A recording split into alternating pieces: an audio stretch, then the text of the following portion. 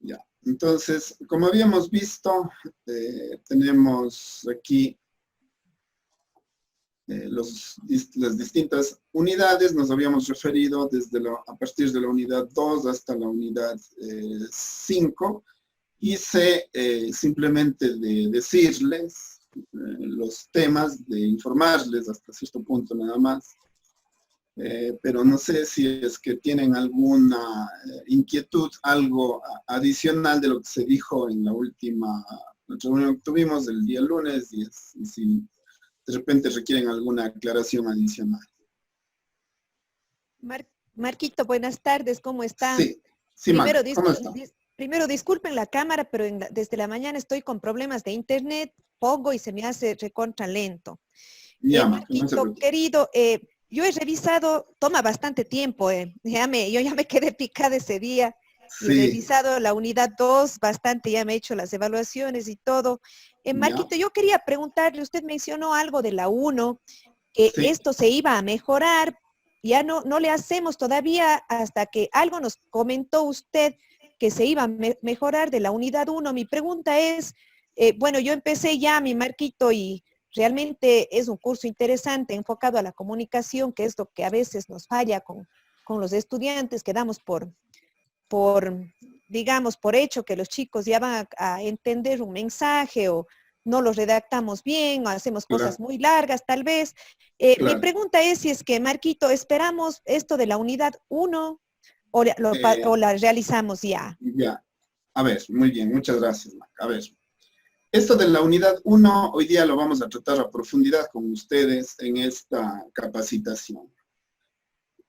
Por lo tanto, bueno, si has esperado hasta hoy para hacer esto, de acuerdo. Este curso, digamos, ya está completo para el objetivo que persigue. Por lo tanto, si es que ustedes quieren tomarlo, sea por la certificación o sea porque creen que es necesario, les interesa, les va a ser útil, ya lo pueden tomar completo. Ahora, sí es cierto que esta parte de aquí, ¿no? Esta parte de aquí requiere un tratamiento especial, no solamente para el Departamento de Idiomas, sino para toda la Universidad de Cuenca, en el sentido de que se preparó estos módulos con la finalidad de satisfacer necesidades de la emergencia. Pero en vista de que el próximo ciclo vamos a estar prácticamente en la misma situación, se nos ha pedido de que yo pueda hacer una ampliación de esta unidad 1 para todos los profesores y se pueda cargar en una especie de nuevo, digamos, mini curso. Entonces, yo estoy trabajando en eso. Les explico de una vez, ya les doy el adelanto de cómo va a quedar, ¿no? Este curso está completo, se lo puede tomar tal cual, hoy día vamos a trabajar sobre este módulo. Pero cuando ustedes en los próximos días, ojalá hasta la primera semana de agosto, unos días antes que salgan de vacaciones, yo espero tener ya cargado en un espacio adicional, ahorita tengo 3 que están activos, en un espacio adicional espero cargar ya un nuevo mini curso, digamos, en el que le vamos a dar ya énfasis solamente al aspecto de la planificación para poder conectar lo que es el SGS, el sistema de gestión de sílabos y toda la planificación que va en ese sistema, y cómo poder pasar todo SGS a la plataforma virtual. De tal manera de que ustedes efectivamente tengan las dos cosas, es decir, su curso en el sistema de gestión de sílabos y a la vez su curso en la plataforma virtual con toda la ayuda que se les pueda dar a través de estos medios virtuales y que lo van a encontrar en un curso adicional que se va a colocar aquí. ¿De qué va a constar este curso? Pues como digo, una profundización de este tema específico de la planificación. Pero este curso ya, el de formación al docente universitario en EVA, ya por sí es, digamos, ya pensado para este objetivo, que fue construir un espacio virtual de aprendizaje en base al modelo educativo. Aquí faltaría decir que es por la emergencia, ¿no? Pero en realidad pues ya el curso está completo, terminado, ustedes el trato que lo completan, solamente aquí nos falta, como les decía, subir las 2 últimas evaluaciones, y con eso ustedes al dar esas dos últimas evaluaciones, pues ya podrían acceder a terminar el curso o incluso a certificarse si es. Así que eso es lo único adicional que podrían esperar respecto a la planificación. Pero para este curso mismo ya no habría nada que esperar. Si no, de una vez lo hacen, pues ya lo tendrán. Gracias, Marquito. Ya. Marco, yo tengo dos preguntitas rápidas. Sí. La Dígame. una era justamente en la unidad 1. ¿Cómo uno? Intentos del celular de mi marido, del celular de mi mamá, algo se interfiere. a Buzón. Creo que está fuera de la ciudad. Alguien está con el micrófono prendido. Bueno, Sí, en la unidad. Dígame nomás, yo le estoy escuchando. Sí, me está escuchando. En la unidad 1, ¿cómo quedaría uno registrado? Al hacer la evaluación uno queda automáticamente registrado, es lo que me imaginé. Sí. ¿No? Sí. Porque yo leí algo, pero todavía dije voy a preguntarle bien. Y la segunda es, como usted nos había dicho, que tengamos ya a lo mejor la planificación de un sílabo, pero en ese caso, ¿no sería mejor esperar nosotros que ya tengamos asignados el curso que vamos a tener como para que no sea un doble trabajo? Hoy día les voy a indicar, cómo ustedes pueden hacer ya en físico. Ya. Para que no necesariamente tengan que esperar, sino puedan tener ya preparado un documento, de tal manera que cuando ya estén abiertos los sistemas, ya esté habilitado todo, no olvide que eso solamente va a ocurrir, qué sé yo, en el mes de septiembre. Usted ya no tenga que esperar eso para empezar allí a hacer la planificación, sino la idea de dar hoy día este mini taller es de que usted ya pueda tener un buen adelanto de esa planificación para que lo tenga en físico.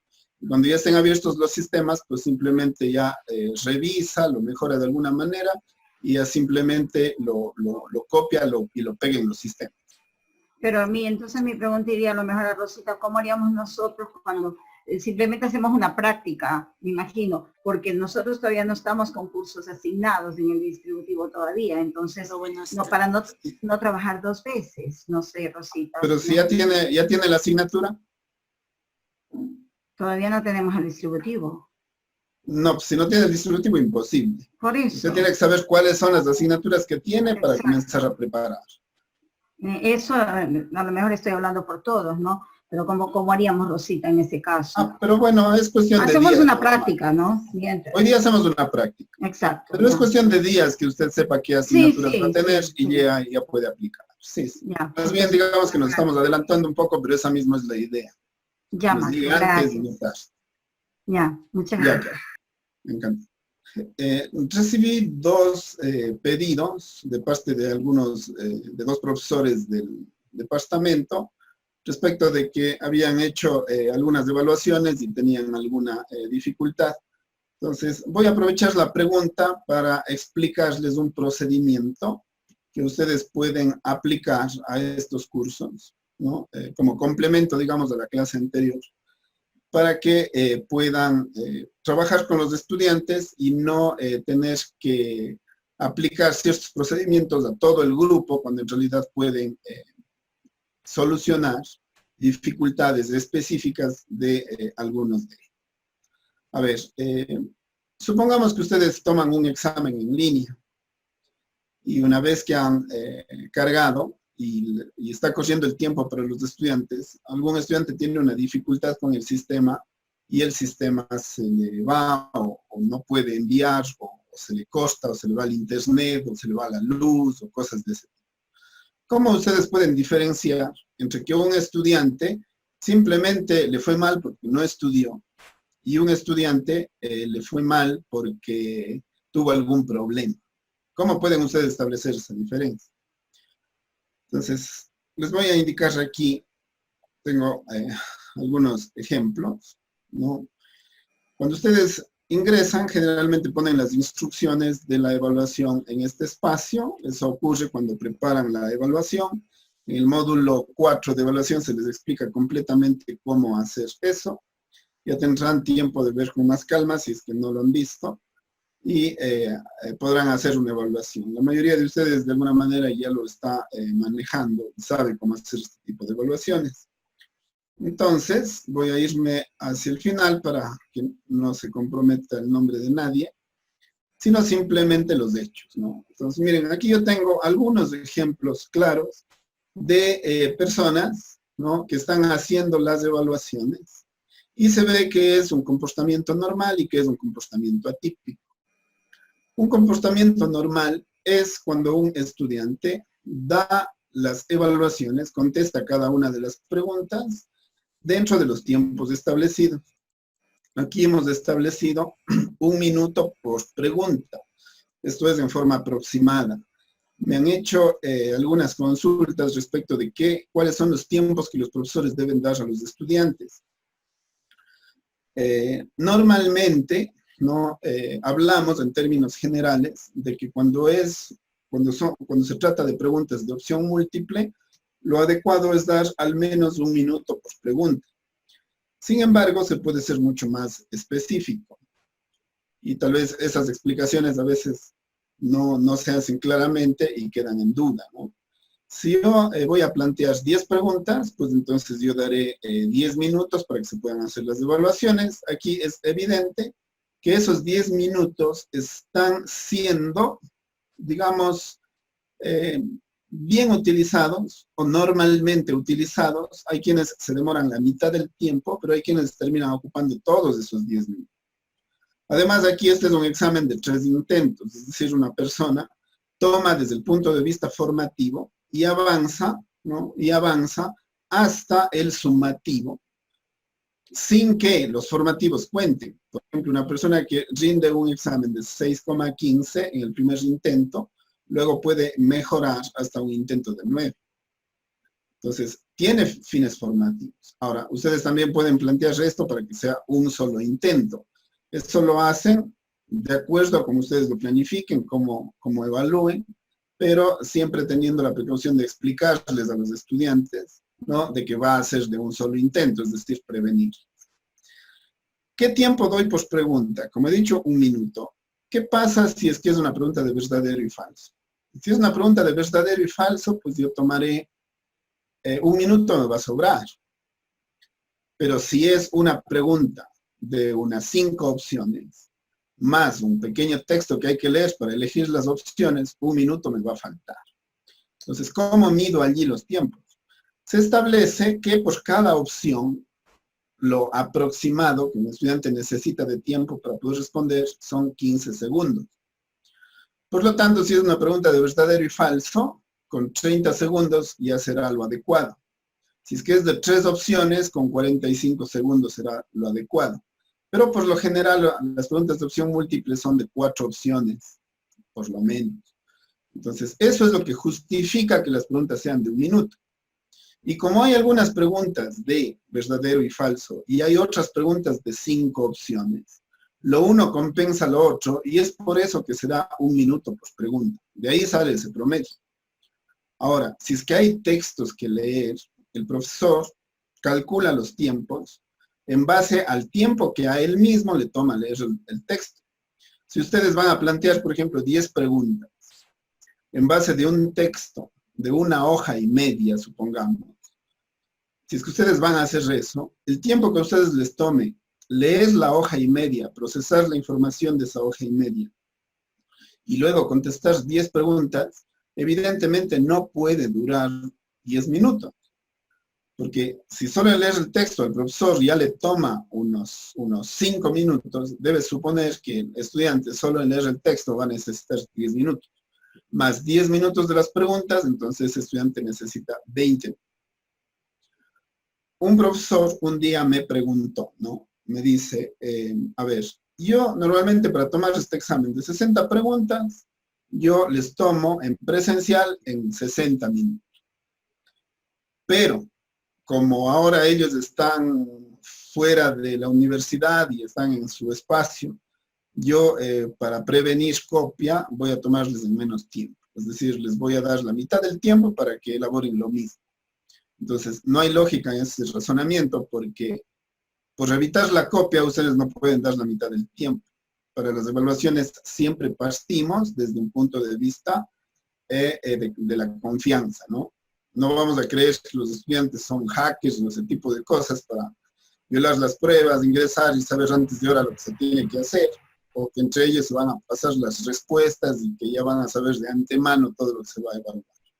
Las evaluaciones, como les dije, tienen que estar ocultas, eso les expliqué ya el día lunes. Deben estar ocultas y solamente abrirse para el momento del examen y que los tiempos sean establecidos en la prueba. Pero se deben dar los mismos tiempos que se dan normalmente y con la consideración que les acabo de dar ahorita.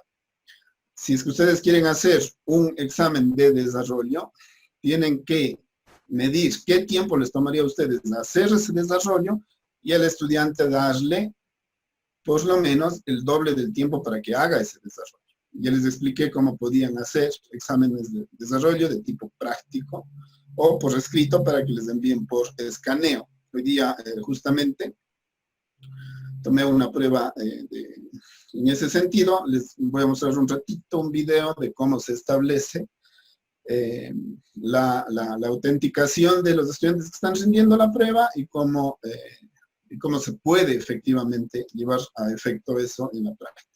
Les voy a mostrar un ejemplo. Muy bien, eso en base a los tiempos. Segundo, comportamientos inusuales en las pruebas. Aquí tienen un comportamiento absolutamente normal. Unas ¿no? Son totalmente correctas, otras son medianamente correctas y otras son incorrectas. Eso es lo normal. Si un estudiante es bueno, tendrá un comportamiento como este, como el que ustedes están viendo acá abajo. Tal vez me voy un poquito más a las preguntas mismo. La información de acá no es tan relevante. Aquí se ve mejor. Entonces, yo diría que este es un estudiante normal, aprovechado. Este es un estudiante normal, poco aprovechado. Este es un estudiante medio. Y este estudiante de aquí, evidentemente tuvo un problema técnico. Es decir, respondió una de las últimas preguntas y no hizo más que eso. Porque luego esta línea de aquí indica que o bien cerró abruptamente el sistema, o bien se fue la luz, o bien se fue el internet. Entonces, supongamos que ustedes ven esta calificación de aquí. Y el estudiante les dice, oiga, ¿sabe que a mí se me fue el sistema o no pude enviarle? ¿Cómo puedo hacer para recuperar mi nota? Ustedes le dicen, a ver, bueno, ingresan al sistema, le preguntan nombre y apellido, van y buscan al estudiante y ven que tiene este comportamiento atípico, ¿no? Lo que podrían hacer, no digo que tendrían que hacer, pero podrían hacer considerando y conociéndole al estudiante. Ustedes evidentemente les conocen, no son grupos tan numerosos, ¿no? Entonces ustedes lo que tienen es que venir, buscar quién es el estudiante. Aquí ni modo voy a tener que mostrarles. Hacen clic en el nombre del estudiante y le hacen clic aquí donde dice eliminar los intentos seleccionados. Es decir, eliminar ese intento específico que hizo el estudiante. ¿Qué consiguen con ese procedimiento? Con ese procedimiento ustedes lo que consiguen es que todos los estudiantes que ya dieron la prueba normal, ¿no? Es decir, estos de aquí. Todos estos estudiantes que dieron la prueba normal ya se quedaron con su prueba y eso fue todo, ya tienen su calificación y no pasa nada. Y este estudiante específico tiene la posibilidad de volver a rendir el examen. Entonces, basta que ustedes le pongan eliminar los intentos y de ese estudiante este intento se elimina y le dan una nueva posibilidad de que rinda la prueba. Eso se podría hacer, ¿no? En circunstancias en las que haya habido algún accidente y el estudiante se haya visto perjudicado. Pero ustedes aquí pueden llevar, como digo, el control de un comportamiento normal o anormal, porque si el estudiante dice, sabe que yo quiero repetir el examen, pero se encuentran con que no sabía o hay muchas respuestas incorrectas, eso es diferente. Ustedes ahí no tendrían por qué volver a dar una oportunidad, sino más bien, si es que ese estudiante eventualmente tuvo esa dificultad, pues tendrá oportunidad de recuperar luego, o tal vez no le dieron un solo intento, todos tendrán 2 intentos, entonces en el segundo intento ya mejorará, y ese tipo de previsiones que ya hablamos la semana anterior. Entonces, como decía, para dar la oportunidad a un solo estudiante, ¿no? Lo que tendrían que hacer es hacerle clic y eliminar ese intento. Esa sería una opción para no tener que estar tomando otra vez el examen a todos, peor todavía, pues uno no va a perjudicar al resto. Una recomendación. Y así, problemas de ese tipo pueden ocurrir, ¿no? Van a pasar, pasan de hecho muchas cosas en estos entornos que yo les comento para que vean. Otra posibilidad es esto de tomar los exámenes prácticos, como les había dicho. Por lo general, lo de las herramientas se termina superando. Los profesores terminan manejando las herramientas suficientes para poder manejar los medios.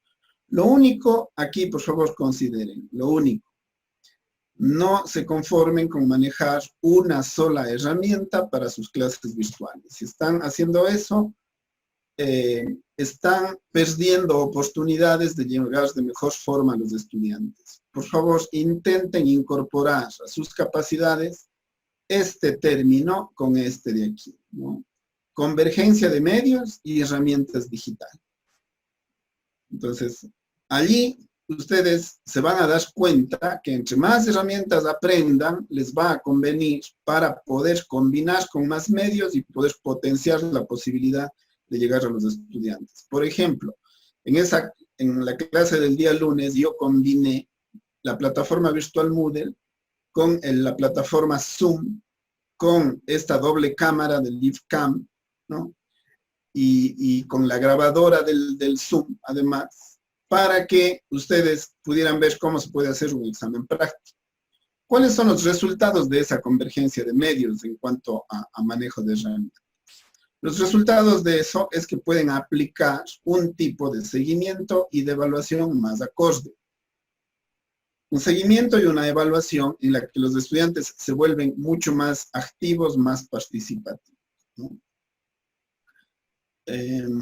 Bueno, los chats, sí, veo al final, ahorita, si es que tienen algo que decirme, me dicen, y si son privados, pues ya luego yo les contesto. Bueno, entonces, en ese sentido, les decía, usamos la convergencia de medios para hacer seguimiento y evaluación, pero ¿y dónde está un ejemplo de eso? Hay algunos videos en los que ya les muestro aquí, pero hoy día tuve la oportunidad de trabajar, como les decía, uno específico. Entonces, fíjense cómo ocurre esto. Cuando ustedes están haciendo una clase, esas clases se graban aquí. En el botón, si es que es Zoom, se va a guardar en documentos. Si es que es Hangout Meet, se va a guardar en el Drive. En este caso fue un Zoom. Entonces me voy a documentos, hago clic en Zoom y ahí tengo todas las grabaciones por fechas, de acuerdo al curso con el que trabaje. Aquí están todos mis cursos, mis clases de los últimos días. Entonces, hoy, como les dije, tuve la oportunidad de hacer una grabación. Voy a seleccionar específicamente un momento específico de la clase, en el que les explico cómo puedo hacer yo un seguimiento y a su vez cómo puedo hacer una evaluación en la que tengo constancia de la participación. Voy a mover bueno, aquí estoy yo. Esta es la grabación. Ustedes aquí lo que están viendo es el video de los chicos que están participando en esta evaluación. Tomé una evaluación que, como ustedes se fijan, yo doy matemáticas. Yo no les puedo aplicar una evaluación de opción múltiple de 4 preguntas para que pongan 4 respuestas. Si yo sé que cada procedimiento a los chicos les va a demorar aproximadamente unos 25 a 30 minutos. Entonces, ellos, ¿qué es lo que hacen? Para dar cada uno de estos problemas, ellos lo que hacen es identificarse. Bueno, no cada uno de los problemas, sino todos los problemas. Yo les voy mostrando aquí, en base al listado y por grupos, ¿no? Les voy nombrando y ellos lo que van es prendiendo cámara. Aquí ya estoy con el segundo estudiante. El primero ya cerró, ya se dedicó a su trabajo. Ya demostró que está presente. Yo ya sé cuál va a ser la hoja que él me va a enviar a través del Adobe Scan. Y cada uno de ellos simplemente me muestra el encabezado de la hoja. No tienen que enfocarse a ellos ni nada. Simplemente es suficiente con que la cámara pueda registrar la hoja en la que están dando la evaluación. Además, yo estoy grabando, evidentemente, yo estoy grabando esto, por eso lo estoy mostrando ahorita, ¿no es cierto? Y si es que quiero tener, por ejemplo, una mejor vista de esto, voy a mover un poquito la grabación. ¿No? Generalmente los estudiantes nunca ponen su imagen, siempre ponen una foto, cualquier cuestión. Entonces, uno no les va a obligar, o no les puede obligar, de hecho, a que abran la cámara. Sin embargo, nosotros estamos obligados a certificar que el estudiante que está dando el examen efectivamente es quien dice ser. Eso es un derecho del profesor y está establecido en educación virtual, eso es normal. Entonces, ustedes le pueden solicitar al estudiante. Si no se enfoca él, no hay problema, pero sí tiene que enfocar la hoja del examen en la que está dando. Incluso si ustedes, para una evaluación, le pedirían al estudiante que se presente, o sea, para que ustedes puedan verificar que efectivamente es la persona que dice ser, ustedes también están facultados para hacerlo desde un punto de vista legal, digamos. Entonces, como les decía, voy aquí indicando si cada uno de los estudiantes son efectivamente quienes dicen ser, y además les voy viendo que tengan su hoja de examen que tienen que presentar. Allí abro cámara un poquito más, ¿no? Entonces, si ustedes se fijan, a ver, veamos una que se vea el proceso completo, ¿no? Se nombra un estudiante. Veamos unos segunditos. Entonces ya cambio. La chica ya presentó, ya cerró su cámara. Estoy nombrando la siguiente persona. Ya. Fecha, nombres, asignatura, ¿no? Como yo tengo la grabación de eso, pues no es necesario que queden indicando mucho tiempo, es suficiente porque yo puedo. Se fijan, nombre, asignatura, fecha. Y luego cierro. Ese espacio de tiempo es suficiente. Eso es suficiente. Ya, detengo esa grabación y continúo. Esa sería una forma práctica de mostrarles esto que habíamos hablado de la convergencia de medios para hacer seguimiento y evaluación. Lo mismo se puede hacer para lecciones escritas, se puede hacer incluso para las clases, ¿no? Y para que los chicos sepan que van a tener participación activa. ¿Por qué? Porque luego ya vienen esto de las metodologías.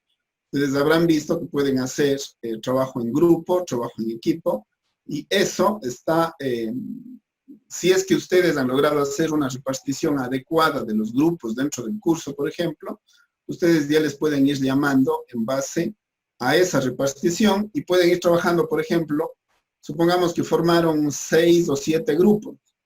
Por lo tanto, cada clase ustedes pueden ir desarrollando con 1, con 2 grupos. Entonces, allí los estudiantes saben que esa actividad va a ser permanente de ellos y no es que abren la clase sincrónica solamente para oír lo que se dice, ¿no? Entonces, ahí tienen algunas posibilidades adicionales. Bueno, eso les quería mencionar respecto de estos módulos. Y antes de centrarme ya específicamente en este, no sé si tienen alguna última pregunta al respecto. Vamos a seguir entonces. Ahora sí vamos a ver la planificación. Ahora vamos a hablar ya netamente de lo que es el modelo educativo y cómo podemos ir preparando esa planificación ya con miras al próximo ciclo para que no nos coja de sorpresa y tener ya adelantado, ¿cierto? Nos vamos a el punto o la subunidad 1.1. Y aquí se les ha preparado 2 documentos, 3 documentos básicos, ¿no?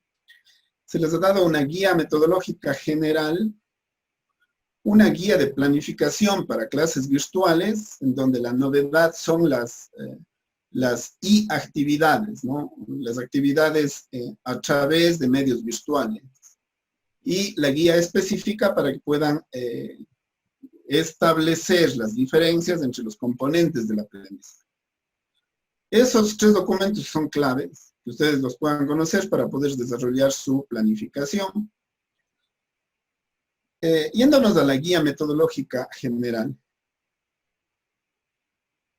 ustedes verán que se hace un desarrollo.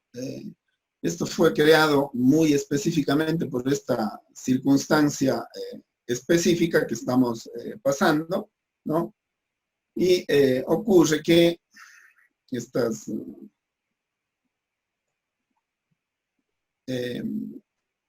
situación nos llevó a intentar unir de alguna manera aquello que estábamos trabajando nosotros a través del sílabo y las actividades que hacíamos en la presencialidad. Nos llevó, como digo, pues a trasladar todo a estos medios. Entonces, por eso es justamente que se justifica de alguna manera la elaboración de esta guía. Para trabajar, ¿qué? El modelo educativo de la Universidad de Cuenca. Ese es el objetivo, ¿no? Como ya les dije ayer, el estudiante es el centro de ese proceso educativo y lo que cuidamos es que efectivamente eso se esté trabajando dentro de los cursos virtuales.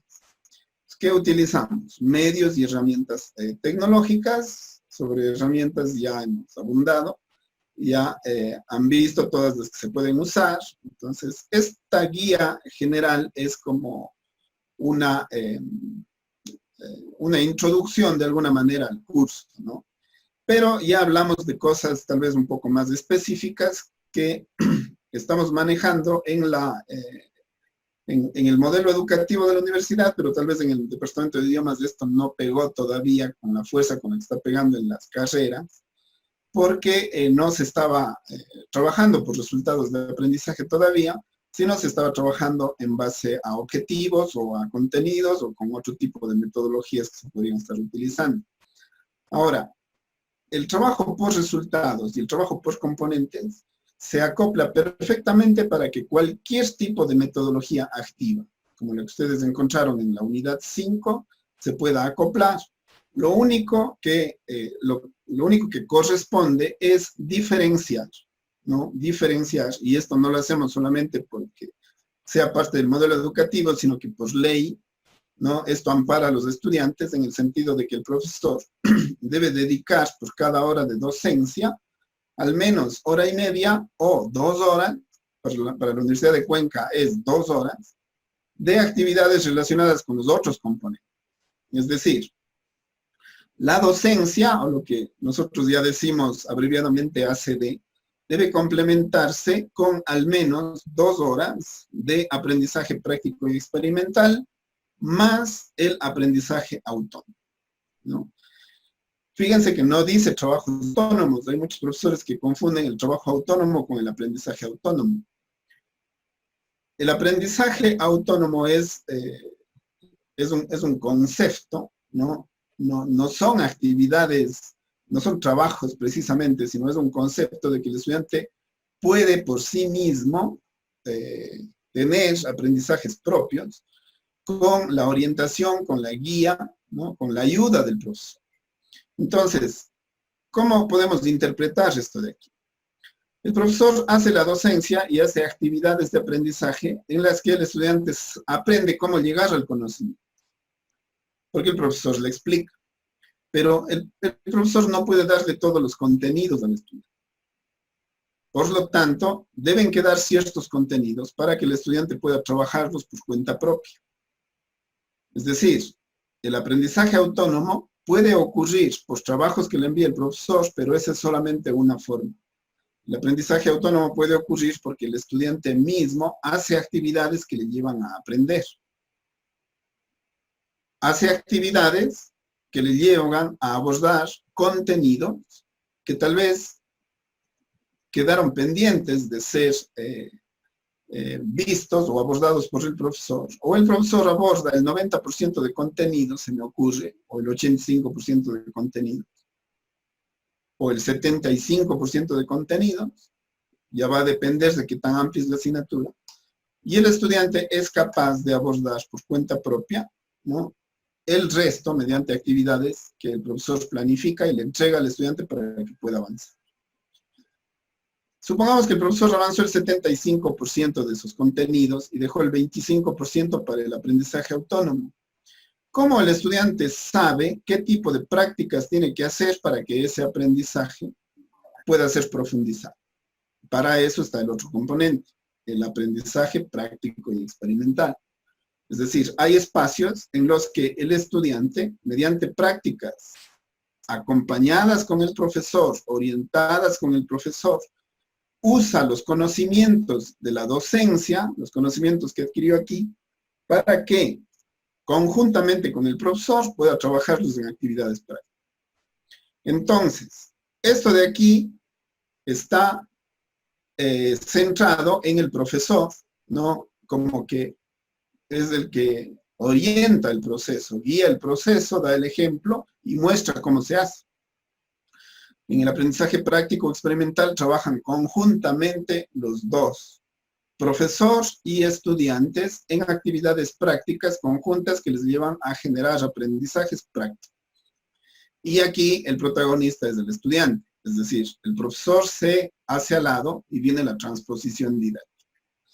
El profesor se retira, ya hizo su trabajo aquí, y está seguro que a través de la clase y a través de la práctica, el estudiante por su cuenta sí es capaz de aprender aquello que ha quedado pendiente.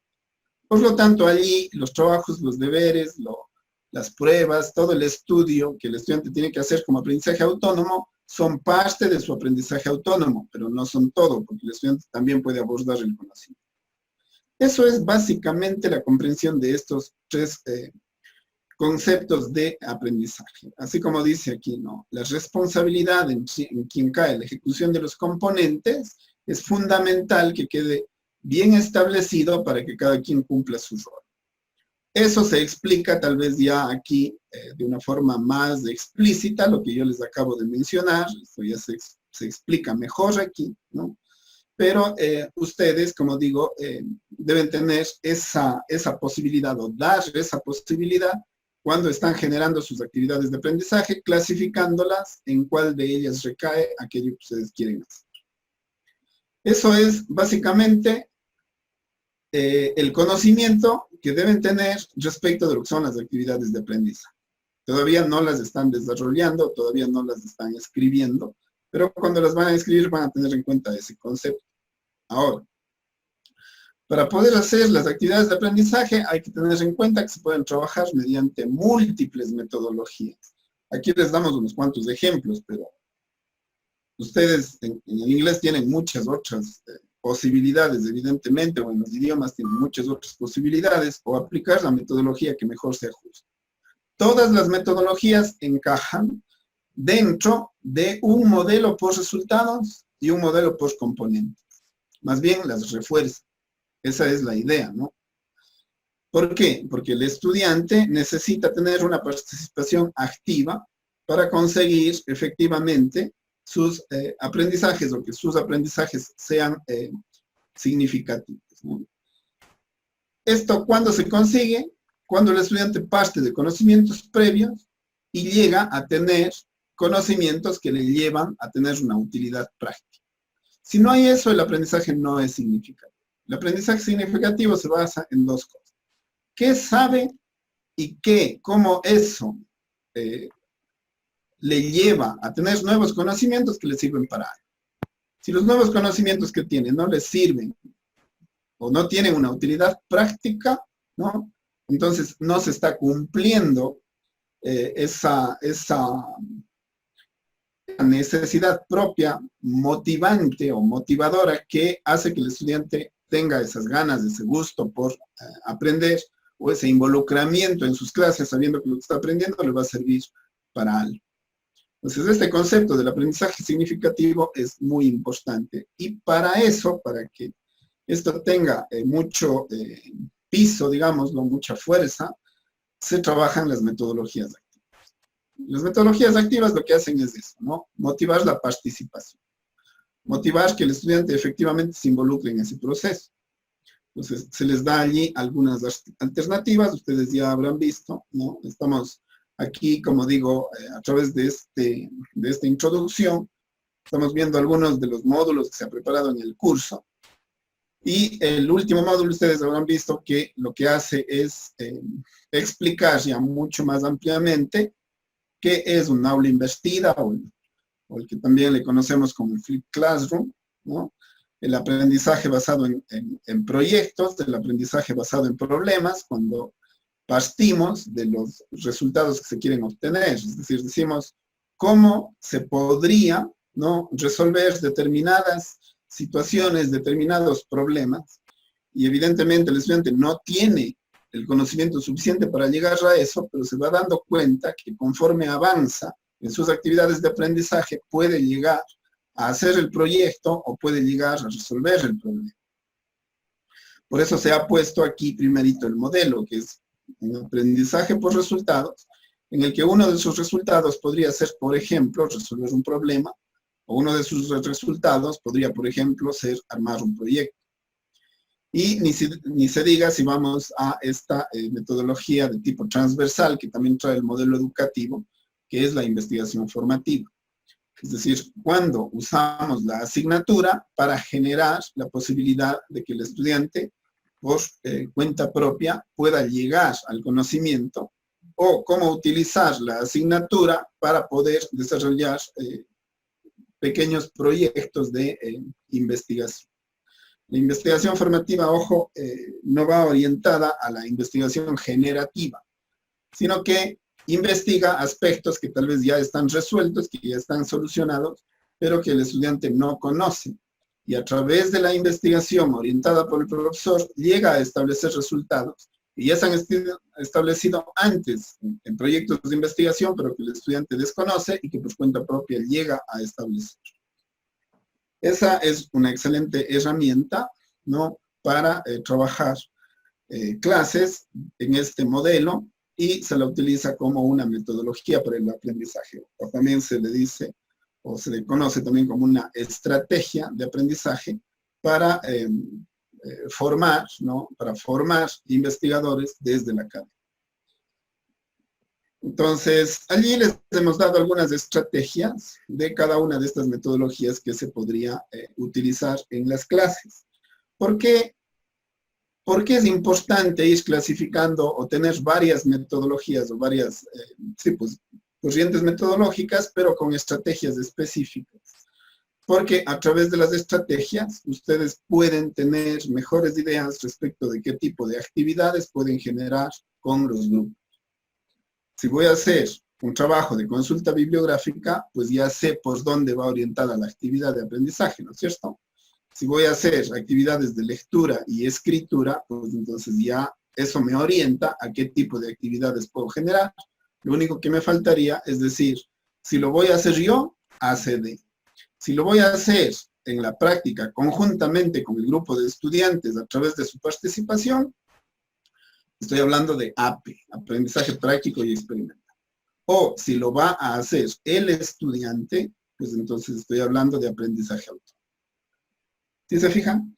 Cada uno de estos ejemplos, evidentemente, es poco lo que se da aquí. Ustedes pueden acceder a muchas más estrategias, pero la estrategia les da la pista de la actividad. Y una vez que está la actividad, ustedes deciden, ¿hace el profesor, lo hacemos conjuntamente, o hace el estudiante? Y eso les da el componente.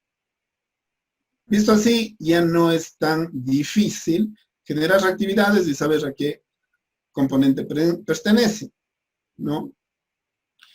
Eso entonces se les va orientando desde el punto de vista de esta guía general. Y aquí, justamente lo que estoy explicando en palabras, ¿no?, está desarrollado. Y esto de aquí es la figura que resume todo lo que les estoy explicando. ¿De qué parto? Parto de qué tipo de estudiante quiero formar. Es decir, ustedes cuando trabajan dentro de un programa, un idioma específico, ustedes saben qué es lo que necesita el estudiante. Básicamente el estudiante lo que necesita es conocer el idioma, comprender el idioma, hablar el idioma, etcétera. Ustedes tienen sus propios perfiles de qué el estudiante debe salir sabiendo una vez que termina determinado nivel de un idioma. Eso a ustedes les va constituyendo el perfil de salida de sus estudiantes. Es distinto a lo que pasa con las facultades, porque las facultades arman en forma de carreras y el aprendizaje se extiende a lo largo de 4, 5 años, ¿no? Ustedes tal vez ahí lo tienen un poco más fácil porque los perfiles son mucho más específicos, ¿no? Más directos. Allí pueden incluso tener una ventaja. En base a los perfiles de salida, ustedes establecen los objetivos generales de la asignatura. Esto es muy importante, porque entre el objetivo general y el perfil de salida tiene que haber una relación directa. Eso ustedes lo tienen también bastante claro. Y a partir del objetivo general, se hacen los objetivos específicos. ¿Cuál es el problema cuando se trabaja por contenido? El problema cuando se trabaja por contenidos es de que nos centramos en esto de aquí, perdón, en esto, ¿no? Nos centramos en esto de aquí. Trabajamos el objetivo general, los objetivos específicos, y decimos, para poder trabajar esto necesito tales contenidos. O sea, esto. Relaciono esto con esto y listo. Empiezo, hago en base de esto mi planificación y voy a las clases, ¿no? Pero en cambio ahora, a partir de los objetivos recién, tenemos que escribir los resultados. Y los resultados de aprendizaje tienen que desglosarse en indicadores de evaluación. Es decir, yo antes de ver qué unidades temáticas voy a tratar, antes de saber qué actividades de aprendizaje voy a hacer, en base a los objetivos específicos, redacto mis resultados de aprendizaje, ¿no? Mis resultados de aprendizaje que me van a permitir saber cuáles son los indicadores de evaluación en los que se fragmentan. Entonces, ahí está ya una buena diferencia entre el modelo anterior y el nuevo. Antes, lo difícil es, a ver, saco el objetivo general y desgloso en específicos, y en base a los específicos, escojo las unidades temáticas. Ahora no. En base a los objetivos específicos, todavía me falta. Paso, hago los resultados, les desgloso en indicadores, y en base a estos dos, ahora sí, ¿no? Ahora sí, digo, a ver, ¿qué contenidos tengo que ver? Pero, ¿qué actividades voy a hacer? Yo voy a hacer con, y van a hacer los estudiantes, o las estudiantes. Por lo tanto, puedo escogerlas, puedo incluso tener las mismas unidades temáticas que tenía antes, pero ya no tengo que abordar todo yo como profesor, sino tengo que repartirlas. Porque yo sé que no solamente es avanzar en esas unidades, sino es demostrar que ese conocimiento les sirve dentro de esas actividades para algo, es decir, practican con los conocimientos que tienen. Y además dejamos parte de esos contenidos para que ellos puedan trabajar sus propias actividades de aprendizaje por cuenta propia, individualmente, porque ellos son perfectamente capaces de conseguir lo mismo que consiguen con nosotros. Entonces, una vez que tenemos ya claro las unidades y los resultados, pues empezamos la redacción de las actividades. En esto es en lo que se van a pasar, ¿no? Su tiempo, porque de alguna manera se tiene ya esto claro. Los resultados, bueno, de alguna manera también ya algo se ha estado trabajando. Ahora habrá que perfeccionar los resultados, habrá que perfeccionar los indicadores, definir cuáles unidades mismos son las que se quedan, y a partir de allí establecer las actividades que se van a hacer. Y en esto hay que pasarse un tiempo. ¿Por qué? Porque de las actividades, todas estas actividades deben tener relación, ¿no?, con los indicadores. Es decir, ¿para qué tanta actividad que no se va a evaluar? ¿Para qué tanta actividad que no nos va a servir? Esto nos pasa mucho en matemáticas, ¿no? Ustedes habrán sido también víctimas de ese cruel sistema que todavía está vigente, en el que los estudiantes tenemos que aprender en el colegio muchas matemáticas que al final no sirven absolutamente para nada o que no se aplican. Y no es justificativo el hecho de que vas a necesitar para entrar a la universidad, sino es necesario que se justifique no solamente para eso, sino decir, a ver, ¿cuál es el objetivo mismo? ¿Para qué me sirve aquello que estoy aprendiendo? Es necesario justificarlo. Entonces, esas actividades efectivamente tienen que ser mejor pensadas en el sentido de cuál es la utilidad práctica que tienen y las evaluaciones que se va a hacer de eso. Y una vez que se tiene eso claro, actividades e indicadores, podemos pasar a elaborar los instrumentos de evaluación, ¿no? Estos instrumentos de evaluación que en módulo 4 de evaluación, ustedes lo encuentran completamente desarrollado para que sepan cómo pueden hacerlo con rúbricas incluidas o incluso la posibilidad de hacer rúbricas automáticas o hacer instrumentos de evaluación automáticos de forma ya profesional, como profesores, ¿no? Para que reducir la posibilidad de copia, que todos los estudiantes reciban instrumentos distintos, que la evaluación sea automática y poder medir si es que el instrumento efectivamente es o no acorde o si es que está o no preparado adecuadamente y profesionalmente como profesor. Este es entonces el modelo educativo al que estamos respondiendo. ¿Puedo hacer una pregunta? Sí, dígame acá. En el cuadro anterior, si le retrocede un poquito. Sí. Exacto. Por cada objetivo específico, ¿tiene que ir un resultado de aprendizaje o 2, 3? Ya, por cada objetivo específico debe ir al menos un resultado. 3, al menos. Pero puede al ser menos 2. un resultado. Puede poner 2, puede poner 3, depende. Ya. Si el objetivo específico es amplio, usted puede poner más de un resultado. Pero lo que sí se establece, o incluso el sistema no le deja avanzar, si usted no pone por lo menos un resultado por cada objetivo específico. Perfecto. Gracias. Asimismo, la misma consideración. Por cada resultado de aprendizaje, ¿no? Se ha de tratar al menos una unidad temática. Por cada resultado de aprendizaje se ha de tener al menos una actividad de aprendizaje. Evidente. Si es que usted va a necesitar que haya un resultado, va a necesitar hacer una actividad mínima. Claro que lo más probable es que tenga que hacer más, pero mínimo una. Entonces el sistema está preparado también así. Usted el rato que pone un resultado, ¿no? Ya el mismo sistema le va a pedir al menos una actividad. Otra cosa que le va a pedir el sistema es que esté dentro de una unidad temática. Y otra cosa que le va a pedir el sistema es al menos un indicador de evaluación. Es decir, para un resultado usted tiene que poner mínimo un indicador de evaluación. Ya. Lo que el sistema no le obliga es que ponga un instrumento, porque el instrumento no está pensado, ¿no? Para un indicador. Los instrumentos están pensados para un conjunto, ¿no? Un conjunto de resultados. Entonces, esto de aquí no le obliga, pero entre estos hay una relación directa, ¿no? De aquí vamos al menos uno de estos, al menos una actividad dentro de una unidad y al menos un indicador. Así está previsto. Las consideraciones para poder redactar las actividades son justamente la explicación que les acabo de hacer en el cuadro, ¿no? Y una recomendación que se les da de que si no tienen mucha experiencia trabajando actividades para o dentro de los medios virtuales, se amparen un poco al método instruccional mientras ganan experiencia.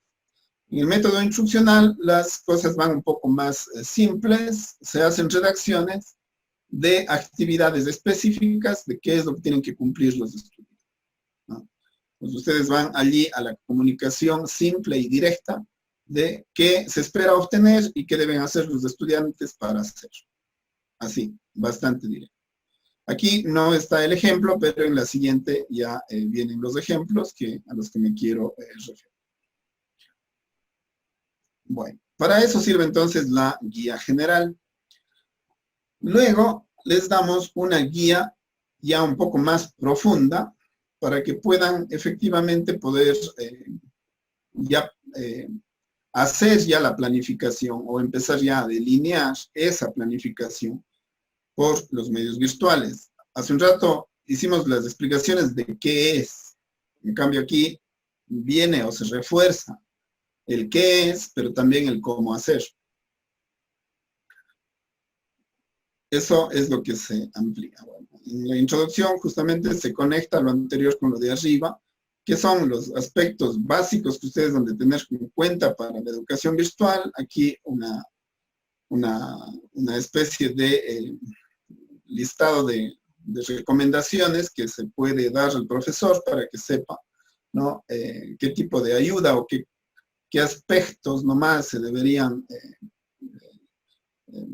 o van a verse favorecidos al utilizar adecuadamente los medios, ¿no? Es decir, no es que la educación virtual, con la educación virtual o a través de los medios se pueda hacer menos que en la presencial. Conforme uno va profundizando en esto, se va dando cuenta de que a través de estos medios se puede hacer más.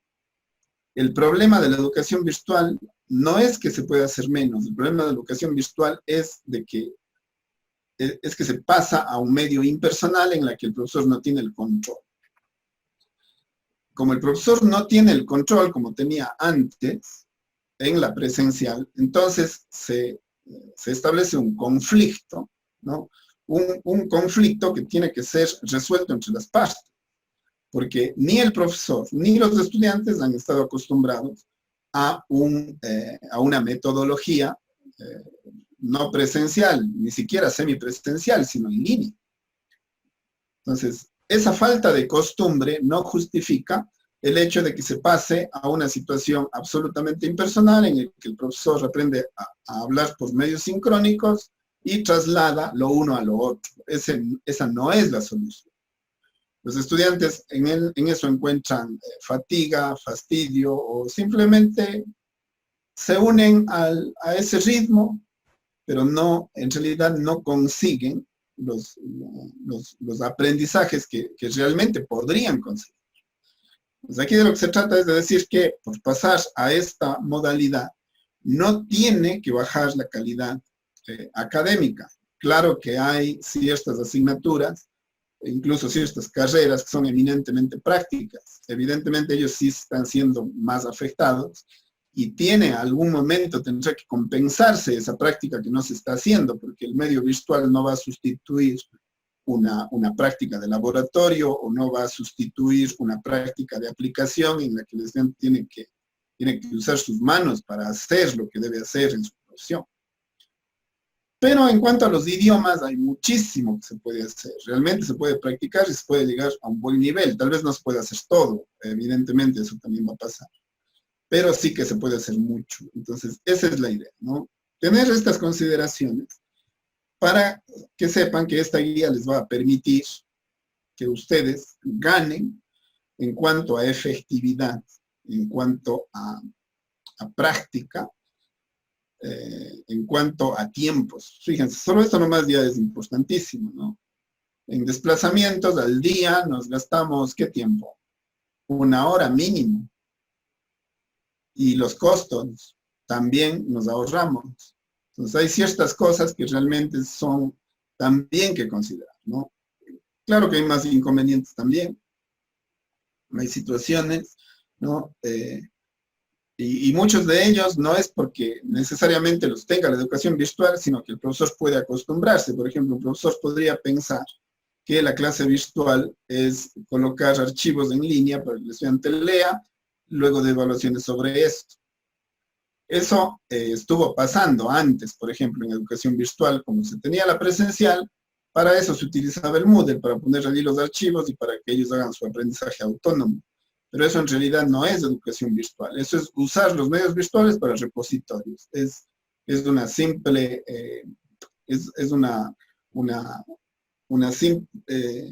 una simple utilidad de esos medios o hacer que tengan fines utilitarios, más no prácticos dentro de un proceso educativo o no que sean parte de un engranaje en un modelo educativo.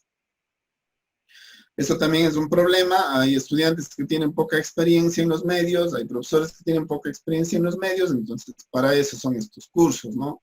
Tenemos problemas de conexión, evidentemente, eso no se ha superado. Hay estudiantes incluso que no tienen posibilidad de conexión, ya lo sabemos, pero en vista de que las circunstancias están así, pues de alguna manera la universidad está dando programas de conexión a muchos estudiantes que lo han solicitado, de alguna manera se va solventando, porque como la situación va para largo, pues no nos queda otra que más bien ir resolviendo esas dificultades.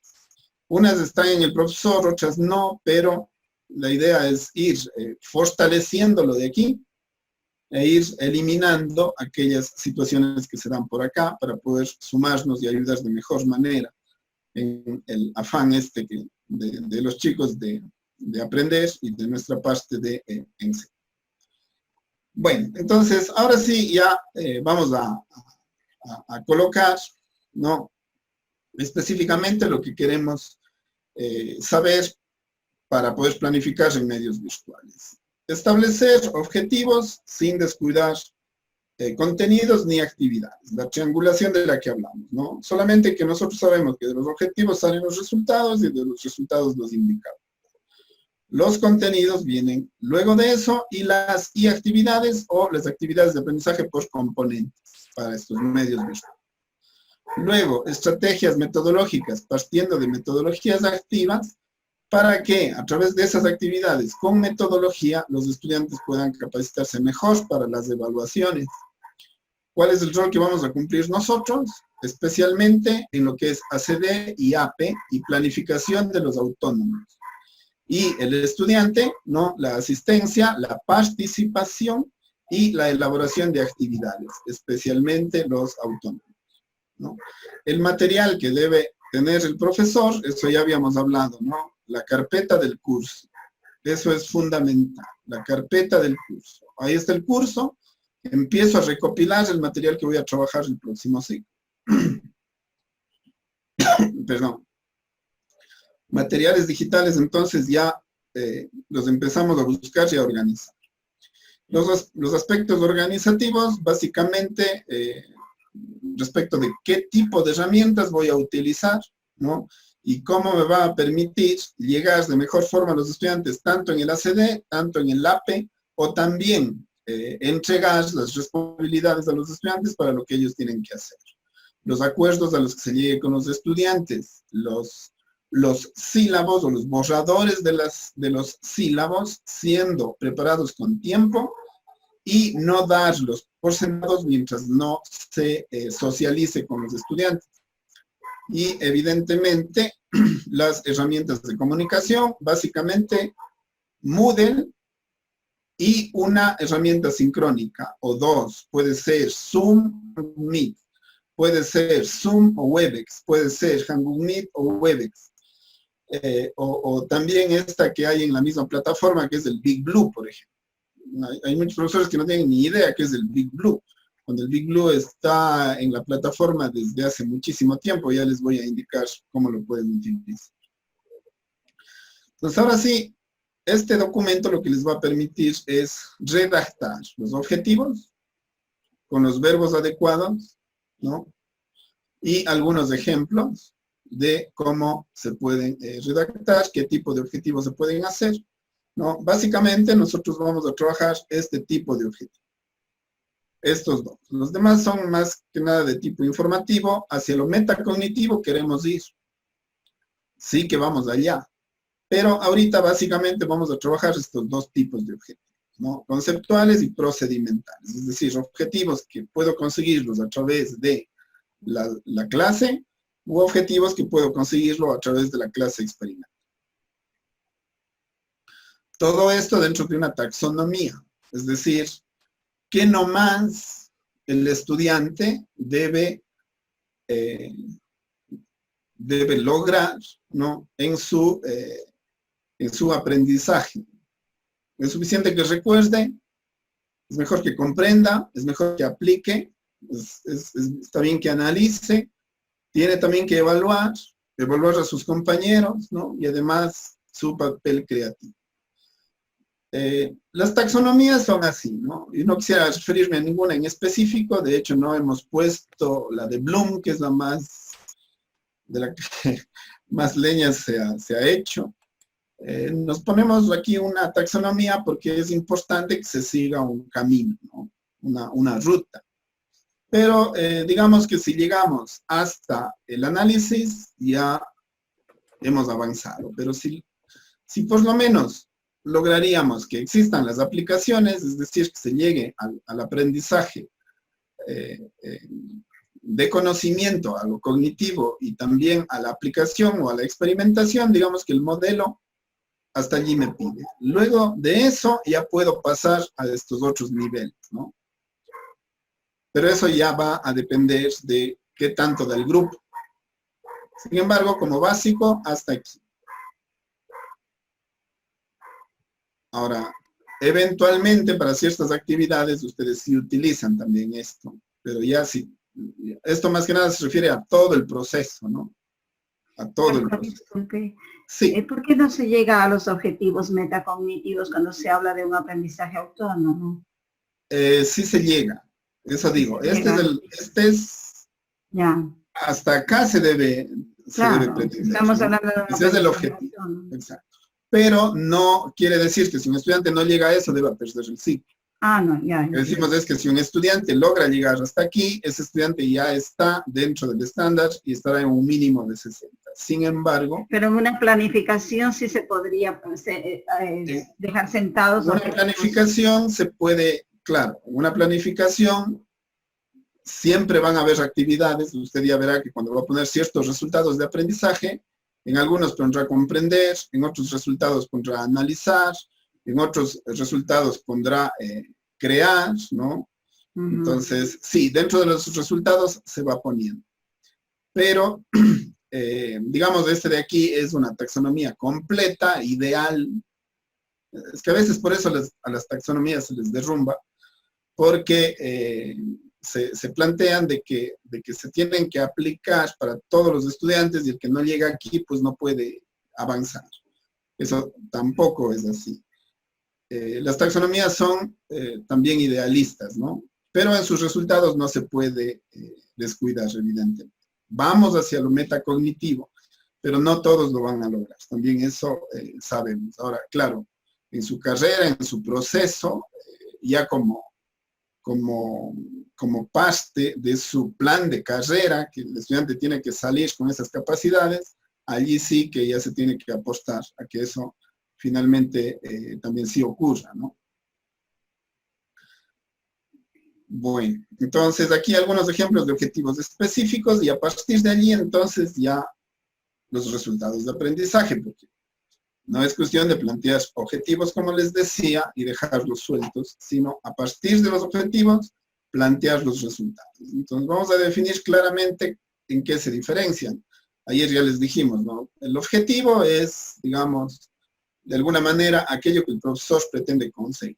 Mientras que los resultados es aquello específico que ya se podría de alguna manera medir.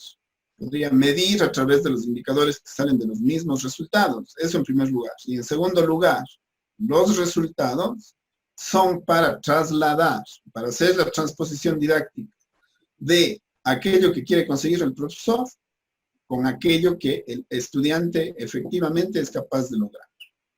No todos los estudiantes consiguen los resultados, así como no todos los estudiantes consiguen transitar toda la taxonomía. Sin embargo, el profesor debe hacer la planificación suponiendo que los estudiantes tienen la posibilidad de alcanzar ese resultado al final del proceso. Y eso ustedes lo certifican a través de las evaluaciones. Entonces, ahí se establece la diferencia que ya les acabo de decir, ¿no? Y luego les damos algunas fórmulas para que puedan desarrollar los resultados. Siempre partimos de un verbo, ¿no? En este caso ya no sería un verbo en infinitivo, sino sería un verbo en presente. Luego se va a poner aquí esto complemento, también le podemos entender como el contenido, ¿no? El objeto de aprendizaje también se le puede llamar a esto, ¿no? Aquello que se va a abordar.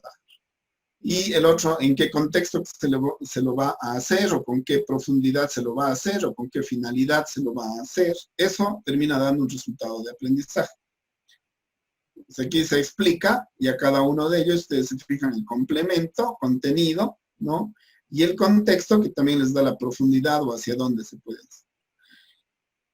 A veces el contexto se puede omitir, eventualmente el contexto puede omitirse. Lo que no puede omitirse es el verbo y el contenido, o el verbo y el objeto de aprendizaje, o el verbo y el complemento. Si al menos tiene verbo y complemento, ya tienen un resultado. Pero siempre es importante ver si es que se puede contextualizar la profundidad, el ámbito en el que se está haciendo, ya lo más específico, ¿no? Entonces, aquí van algunos ejemplos. Aquí, por ejemplo, ¿no? Este sería el contexto en el que se lo va a hacer, ¿no? A través de la observación clínica. Bueno, hay ejemplos para diferentes campos. Ustedes los podrían colocar. Los contenidos creo que no es necesario ahondar. Eso hablemos bastante bien. Estamos diciendo que vamos a trabajar básicamente los conceptuales y los procedimentales. Aunque eventualmente esto está preparado, como dije, para toda la universidad. Puede haber necesidad de algún otro tipo de contenido, por eso se han considerado todos los que sean posibles. Por eso es una guía, ¿no? Y aquí va este es el centro del asunto.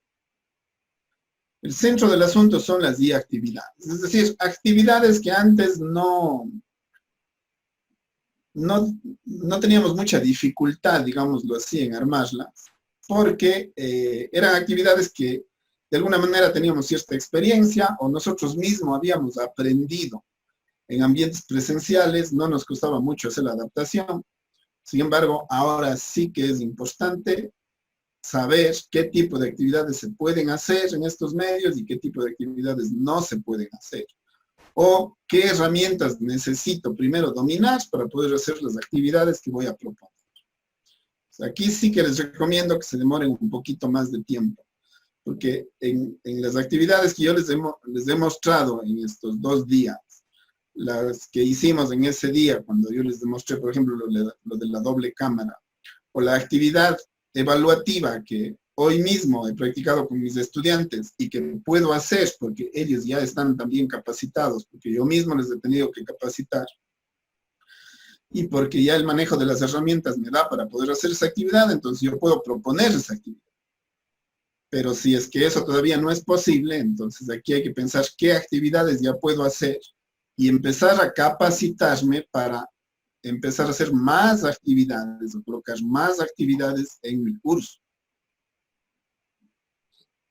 Y allí está el asunto, allí está la capacitación, porque eso va a ser decisivo respecto de que efectivamente puedan conseguir los niveles de motivación que se necesitan para que los estudiantes se enganchen de mejor forma a los cursos que ustedes proponen, a las asignaturas que ustedes tienen que sacar, ¿no? Entonces, si ustedes se fijan, actividades de aplicación van a estar fundamentalmente referidas a lo que son actividades de APE. Todas estas actividades de inicio de curso, de saber qué se sabe para conectar con aquello que se viene, son actividades necesarias de ir incluyendo, conversatorios, diagnósticos, socializaciones de sílabos, socializaciones de planificación del curso, ¿no? Transferencias en el sentido de que ya ustedes están en la posibilidad de que los estudiantes puedan apropiarse, ¿no? de los contenidos, de los conocimientos que ustedes proporcionan o que saben en dónde encontrarlos, y a través de la práctica pues ellos son capaces de apropiarse, ¿no? La transposición tal vez falte aquí un poco, ¿no? Y esto de la integración, pues evidentemente, una vez que se esté trabajando con las metodologías activas, es posible que se puedan manejar actividades en las que los estudiantes puedan hacer eso en las clases virtuales, ¿no? Integración de conocimientos, interrelación entre los aprendizajes que están consiguiendo o posibilidad de que ellos puedan hacer ensayos o ya síntesis de aquello que están efectivamente aprendiendo, ¿no? Y todo eso es posible nosotros trabajamos básicamente en Moodle, ¿no? Básicamente en Moodle. Si eventualmente alguien trabaja, por ejemplo, Moodle, pero le gusta Classroom, puede vincular directamente el Moodle con el Classroom. Hay un video específico en la unidad número 4, en la que ustedes pueden ver un ejemplo de convergencia de medios entre Moodle y Classroom. Y las estrategias, pues ya hemos hablado de las activas, ¿no? Creo que esto ya se dijo. Esto sirve más que nada para que ustedes puedan profundizar. No estamos descuidando aquí una cosa muy que hay que decirla, ¿no? Con todas sus letras. La educación virtual tiene mucho de conductista, así es, pero también la actividad presencial la practicamos. Eso también hay que decir las cosas como son, ¿no? No es que ya todos nos hemos hecho constructivistas, ni ese es el objetivo tampoco. La idea es que aquello que da buenos resultados con el conductismo, pues se aplique y se mantenga, porque no por nada ha durado tanto tiempo. Es una teoría educativa muy arraigada, muy asentada y que se sigue practicando, ¿no? Muchas veces la gente necesita prácticas conductistas dentro de una clase. También es cierto eso, ¿no? Pero evidentemente ya esto nos permite hacer de puente hacia el constructivismo, ¿no? La persona no solamente reacciona hacia lo que el profesor señala, sino que es capaz de aprender por su cuenta y aprende del profesor, pero luego es capaz de aprender por cuenta propia, ¿no? Eso le lleva evidentemente ya a escenarios un poco más independientes, digámoslo así, y más justos también respecto de que el profesor es uno, los estudiantes son 30, son 25, entonces necesitan evidentemente aprender por su cuenta. El profesor no va a poder hacerse cargo de todo el trabajo. Y a veces ese ha sido nuestro problema, ¿no? Justamente hablaba de esto del control. El profesor le gusta, o hemos estado acostumbrados a tener el control, pero eso de tener el control, si ustedes fijan, es conductista. Es decir, yo tomo lista, yo veo quién está atento, quién no está atento, quién falta, quién me copia, quién no me copia. Todas esas son actividades conductistas. Aquellas que ya dan un poco más de independencia son las que están poniendo a prueba ahorita. Si el profesor pierde el control y el estudiante sigue en esa necesidad de tener que aprender, la única forma que lo puede hacer es por cuenta propia. De tal manera que los cursos les sirven de guía, de orientación, el profesor les sirve para la asesoría, para la ayuda, pero el que quiere aprender, ¿no? El estudiante que se propone aprender, no va a haber forma en el que alguien se pueda oponer. Entonces, esa discusión también es importante que los profesores la ejecuten, ¿no? La tengan. Y evidentemente hemos hablado ya de las estrategias. Esto de aquí, capítulo 5, ya hemos dicho, la unidad 5. La evaluación, la unidad 4, también ya la hemos dicho. Y de allí los roles, más o menos lo que ya estuvimos diciendo, ¿no? Hasta dónde llega el profesor, o de qué es responsable el profesor, ¿no? Hasta dónde llega la responsabilidad del profesor. Yo creo que el profesor es muy responsable de la planificación, el profesor es muy responsable del material que elige, el profesor es muy responsable de la calidad de actividades que hace, el profesor es absolutamente responsable de los seguimientos, ¿no? Porque si se deja botando la clase, o si es que ya cada quien verá, no, los estudiantes necesitan un enrumbamiento, un seguimiento y uno tiene que actuar. Allí van a ver que existen algunos tipos de tutorías que pueden hacer. Existe una tutoría de tipo activo, tutorías proactivas, tutorías reactivas, es decir, el profesor no solamente se encarga de aquellos estudiantes que están descuidados del curso en cuanto al seguimiento, sino que lo que busca es generar un grupo, ¿no? Un grupo activo en el que nadie se queda fuera del grupo.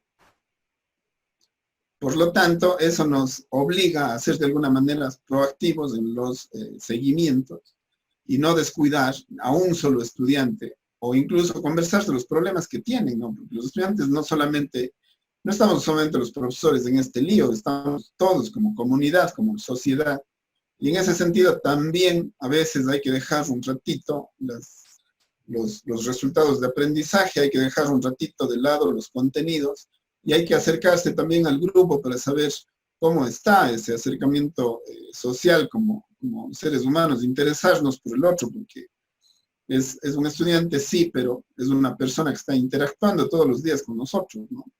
Entonces, eso también motiva y hace que el rol del profesor realmente se complemente como una persona que está pendiente de todo lo que está ocurriendo, no solamente en el plano académico. Entonces, todas esas son posibilidades que en la presencialidad tal vez no nos dan mucho lío, pero cuando son ya a través de estos medios, pues hay que cambiar ciertas estrategias, ¿no? Entonces, eso también, o para eso se ha puesto ese punto. Y otra, discutir con los estudiantes. Hay algo que se utiliza mucho aquí y es las normas de comportamiento a través de medios o de redes sociales o de medios virtuales. Los estudiantes pueden confundirse o pueden pensar que el profesor está al servicio de ellos en el WhatsApp porque creó un grupo y le pueden estar preguntando cualquier cosa en cualquier momento. Si ustedes establecen reglas para eso. A esto también se le conoce con el nombre de las netiquetas o las normas de comportamiento a través de estos medios, ¿no? Netiquetas se llaman. Si buscan en Google netiquetas o también se les da aquí alguna información al respecto, para que establezcan con los estudiantes cómo vamos a llevar adelante las clases. Cuando sí, cuando no, cuando va a ser a través de medio sincrónico, cuando va a ser a través de medio asincrónico, los tiempos de dedicación, todo eso que debe quedar absolutamente claro dentro de la planificación, pero comentado con los estudiantes respecto de cuál es el papel que deben cumplir con eso y cómo deben utilizar los tiempos y cómo deben utilizar los medios. Eso básicamente es lo que se pretende decir aquí. Y el material digital, pues, hemos estado hablando. El principal material digital de ustedes va a ser la clase síncrona, grabada, y que ustedes pueden editarla para poder entregar como material de respaldo, de refuerzo, que puedan entregar, digamos, directamente a los estudiantes dentro del curso. Eso ya les mostré aquí. Bueno, acuerden, tengo que mostrarles dos cosas, ¿no? La estructura del curso para que vean dónde está esto y también este botón del Big Blue. No les puedo mostrar ahorita porque si no me salgo y luego tengo que volver y retomar. Pero cuando salgamos ya les digo. Marquito, cuando salga también enseñarnos de eso del Big Blue. Sí, eso digo, el Big Blue y el curso armado con los respaldos. Ya les indico eso. Muy bien. Entonces, lo que más les va a costar, ya les dije, las actividades de aprendizaje. A eso van a tener que dedicarle un buen tiempo. Lo otro más o menos ya está explicado, pero evidentemente van a tener que volver para poder ya ir redactando cada una de las actividades. Y otra cosa que les va a costar en cuanto a aprendizaje y a tiempos es esto. Ustedes van a seleccionar material. La recomendación de inicio, seleccionen todo aquello que les puede parecer interesante. Me estoy refiriendo a documentos PDF, me estoy refiriendo a artículos, me estoy refiriendo a lecturas, me estoy refiriendo a videos. Pueden ser cortos, pueden ser largos, pueden ser películas. Bueno, recopilen nomás todo el material. No se bajen el material. Ahorita de internet ya nada borren. Guárdense los enlaces y vayan clasificando por enlaces. Generen hojas de Word con enlaces. Tercera cosa, háganme acuerdo, por favor. Les debo dos, háganme acuerdo. Les tengo que indicar formas de hacer enlaces súper sencillas a través de Word. Enlaces a documentos, a todos los materiales que ustedes recopilen. Una práctica chiquita de eso. Ya nos va quedando poco tiempo, tenemos solo una media horita. Una práctica chiquita de eso para no cerrar la clase sin hacerlo, ¿no? Entonces, aquí les damos algunas ideas de por qué se podría considerarse material didáctico. Y esto es lo que más tiempo les va a tomar, que ustedes mismos son capaces de crear su propio material. En el curso sí se da la base de eso, pero evidentemente necesitamos un curso especial para poder hacerlo. ese curso especial para poder hacer esto, ya ni modo, hemos hecho lo que ha sido posible este ciclo. El próximo ciclo sí pensamos ya trabajar esto con muchos profesores que puedan estar interesados, pero no es algo que le hayamos trabajado a profundidad, solamente damos las bases. Pero ya digo, si por lo menos los respaldos de las clases lo procesan y por allí pueden hacer algunos videitos cortos, ya tendrán de qué cogerse para poderle cargar en su cuerpo. Entonces, eso también es importante, y aquí algunas recomendaciones de cómo iniciar ya ese proceso, ¿no? Las características que deben tener, asimismo, digamos que esto de aquí, una iniciación, ¿no? Una iniciación, pero en ningún caso está esto hecho a profundidad. Aquí les damos algunas posibilidades para que puedan hacer, pero esto es más complejo todavía. Pero por lo menos algo de material multimedia yo creo que sí podrían hacer. Y aquí les decimos cuáles serían. Muy bien. Eso entonces. Y ahora sí, saliéndome de esto, vamos a lo que les había dicho. No, bueno, ustedes hicieron el listado, yo voy a ir los que me acuerdo. Los que no me acuerdo, ustedes me dicen. A ver. El Big Blue, primerito, el Big Blue. A ver, no, hagamos una cosa. Primerito, los enlaces, porque esto se trabaja a través de enlaces. Entonces, abrimos una hoja de Word, una hoja de texto, puede ser también de estas hojas de Google Docs, donde pueden hacer textos o pueden hacer plantillas de Excel. Ya. Un procesador de texto cualquiera, le abren y le tienen disponible en hoja en blanco, ¿no? Entonces aquí le voy a poner el título, le voy a poner enlaces. Entonces, ¿qué es lo que hacen? Vamos a poner una dirección. Vamos a coger justo el correo de Rosita. Fíjense, Rosita, ¿qué hizo? Nos mandó un enlace para que podamos entrar a esta clase. Pero no vamos a estar generando esto en cada clase. Esto ya debe ser parte del curso. Entonces, simplemente le cogen, le hacen Control-C, se van a su hoja de Word, le hacen Control-V, y una vez que le tienen allí, ¿no? En este caso se copió directamente como un enlace porque así venía, pero lo que va a ocurrir es que casi nunca se va a copiar como enlace, sino simplemente como un texto. Lo único que necesitan es hacer un clic en la barra espaciadora o presionar una vez la barra espaciadora y automáticamente se activa. ¿Qué consiguen cuando el texto se activa? Una vez que el texto se activa, ustedes ya le tienen como enlace para simplemente haciendo clic, se van al sitio especial. ¿Cómo ponen eso en el sitio virtual? Sí. Carmen, no sé si me puede ayudar con su micrófono, por favor, un ratito. Ay, perdón, no me di cuenta. Voy a hacer aquí, en cualquier sitio se puede poner, ¿no? Voy a poner aquí. Tienen que hacer clic donde dice activar edición. Y vamos a poner dos ejemplos de cómo poner enlaces directos a la clase sincrónica. La clase sincrónica es el aula de clase virtual. Voy a crear aquí un aula de clase virtual. El Big Blue es una, pero ahorita les voy a dar una opción un poco más, que tal vez sea de mayor uso incluso. Hacen clic donde dice etiqueta y agregan. Entonces aquí voy a poner aula, ¿no? Virtual. 2 puntos. Ahí está el aula virtual. Listo. Guardar. Entonces, los chicos cada vez que entran al curso solo hacen clic así, allí, y pueden hacer dos cosas. Asistir a las horas de clase pactadas para tener las clases a través de ese enlace. Por lo tanto, todos entran, hacen clic allí y están dentro de la clase. Y en la clase pactada también entra el profesor. Esto en primer lugar. En segundo lugar, es como entregarles las llaves del aula virtual. ¿Por qué?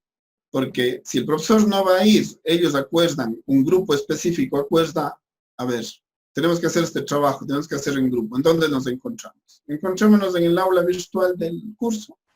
No necesitan la autorización del profesor, simplemente ingresan, qué sé yo, los 5, los 6 del grupo, hacen clic aquí y esos 6 se encuentran allí independiente de que el resto no se haya reunido o que el profesor no haya entrado.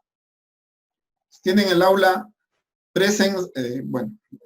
el aula sincrónica, más bien digamos así, el aula sincrónica en el momento en el que ellos lo requieran. Para que eso funcione, lo único que necesitan es generar la sesión como recurrente.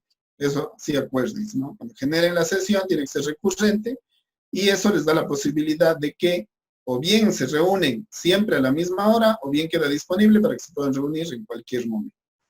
El profesor simplemente les da autorización para que ellos puedan ocupar, es decir, no es necesario que el profesor les admita. Esas dos condiciones le dan en Zoom y listo. Esa es una opción. Voy a ocultarle porque... También podría ir, una pregunta, también podría ir un vínculo de Google Meet o de Webex o cualquiera de ellos. Exacto. Cualquier aula, Webex, Hangout Meet o Zoom, todas. El Meet ya no tiene el problema de los 40 minutos, entiendo, ¿verdad? Exacto. Aquí tienen el problema de que si se pasaron los 40, fin. Si ponen este mismo enlace del Meet, ¿no? Del Google Meet, ya no va a haber ya simplemente se van de largo. Y tienen allí los chicos una sala de clase permanente. Y otra opción. En Google Meet hay pizarra, una preguntita, ¿hay pizarra en el Google Meet? En el Google Meet hay pizarra, sí, pueden utilizar pizarra. Y aquí tienen otra opción, que les ofrecí, ¿no? El Big Blue. Agregan. El Big Blue viene ya incrustado en el Moodle, es decir, es parte de... Yo he intentado utilizar, pero les soy franco, he tenido ciertos problemas de audio, no de mí ni de la mayoría, pero ciertos chicos se han quejado de problemas de audio y he dejado de usar. Pero pueden hacer la prueba, si les va bien y ninguno tiene esa dificultad, esto es ya un plugin directo del Moodle que lo pueden utilizar, ¿no? Entonces, qué sé yo. Aula virtual, solamente ya le ponen el nombre, ¿no? Ustedes dicen aquí las actividades, ¿no? Clase, bienvenidos a clases, ¿no? Algo así. Bueno, ahorita es solamente para explicarles esto, y aquí pueden decir, ¿no? Si es que esas clases pueden ser o no pueden ser grabadas, ¿no? O más bien si pueden o no ser editadas. Pero esa grabación de las clases efectivamente también les da la posibilidad de adentro del espacio. Ustedes ingresan y deciden si graban o no. Aquí no les dice si ya desde que ingresan graban, solamente eso les está. Pueden añadir un archivo si es que quieren que lo tengan, ¿no? Quienes ingresan, pues todos, o ustedes agregan quienes no más, pero me imagino que serán todos, ¿no? Todos los usuarios van a tener, si le quieren cambiar el rol, si a alguien le van a dejar de moderador, así como son estos otros... Como son los hosts. Podría ser, pero en Zoom también tienen esta opción. Claro, tiene el host, que puede hacerle host. Puede hacerle a cualquiera de ellos. Bueno. Marquito, me imagino que tampoco tiene ninguna restricción de tiempo. No tiene restricción de tiempo, se van de largo. Puede probar Está incluido, pueden probar, sí. Yo, como les digo, por 2 estudiantes que me dicen que tienen problema de audio, dejé de usar. Si no, este es el más idóneo, nunca da problema. Ocupa muy pocos bits, tienen mucha nitidez de imagen. Entonces, si quieren pueden restringir las fechas, pero la recomendación, dejen todo abierto, dejen tal como viene, sin restricciones de ningún tipo, y que los estudiantes, lo que sí, les obligan a entrar, ¿no? O sea, ustedes saben si es que el estudiante cumple o no la actividad de entrar al aula virtual. Hacen clic aquí y de acuerdo a los estudiantes que estén inscritos, pues ya simplemente hacen clic y se van uniendo. Y ya, es así de simple, eso es todo. Está maravilloso, ojalá funcione con el audio bien. Pruébenle y vean cómo les funciona. Ya, otra cosa que les había, les dejo ahorita oculto porque como este es un curso que es oficial, pues al inventar yo iba a pensar que hay alguna otra actividad. A ver, entonces les decía, aquí hay dos formas, ayer ya les indiqué, pero aquí tal vez quisiera ser un poco más preciso. Hay dos formas de entregar el material. Ustedes en realidad al hacer estos cursos ya están generando material muy importante para los estudiantes que luego se pierde. Hay investigadores educativos que dicen, y muy prominentes, dicen que el profesor tiene una lucha injusta respecto del resto de profesiones, o muchas otras profesiones. Dice que el profesor no puede guardar la evidencia de lo que trabaja en sus clases. No puede tener ese registro, ese día a día. Pero resulta que quien escribió esto ya no consideró que este tipo de cosas podían pasar al futuro. O sea, ahora ya podemos hacer eso los profesores. Ya podemos guardar el día a día de nuestras clases. Ya podemos tener la evidencia de la planificación y además de esa planificación podemos tener ya las actividades y no solamente las actividades, sino los respaldos de lo que efectivamente se hizo en cada una de las sesiones, con las participaciones, con todas las metodologías que se aplicaron, con todo lo que los chicos dicen. E incluso adicional a esto, adicional a esas clases, por ejemplo, aquí yo tengo material propio, editado mío de las clases, pero también tengo material recopilado y videos cortos. Y además de eso, de que las actividades de aprendizaje poco a poco, conforme uno va avanzando en el curso, puede ir colocando, no se les vaya a ocurrir que antes de que empiece el curso ustedes ya deben tener todo el material allí, eso es imposible. Conforme avanza el curso se va colocando aquello que se va haciendo, se va trabajando clase a clase. Sin embargo, sí que se puede colocar ya material, ¿no? Preparado, y eso se puede ir colocando aquí. Veamos si tengo otro módulo en el que les puedo indicar esto. Clases y todo aquel material que ustedes pueden ir preparando ya de tipo multimedia, ¿no? Previo, es decir, antes de esto lo que existió fueron los desarrollos sin la evidencia de lo que se trabajó en las clases. Pero para que ellos puedan hacer ciertos desarrollos se necesitó, darles material previo. Y luego pues ya los respaldos. Entonces ahora ya es posible que el profesor pueda tener la evidencia del trabajo hecho. Así que nos ponemos ya a la par con otras profesiones que sí que tienen eso. Ya, me está faltando algo más de lo que les ofrecí. Creo que eran los enlaces.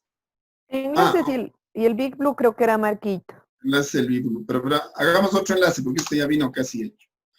A ver, otra posibilidad que ustedes tienen aquí es coger, por ejemplo, recopilar material, ¿no? Recopilar material, qué sé yo. Van a sus videos, aquí, por ejemplo, supongamos. Ustedes van aquí a sus videos y cuando ustedes generan sus videos, los cargan en YouTube. En el curso se les explica cómo hacer esto. Pero si es que ustedes ya cogieran, por ejemplo, uno de ellos específico, ¿no? Dicen, a ver, ¿y cómo hago para que este video efectivamente yo lo pueda utilizar? Este video lo van a poder utilizar en su clase, siempre y cuando cojan y lo marquen aquí, por ejemplo, ¿no?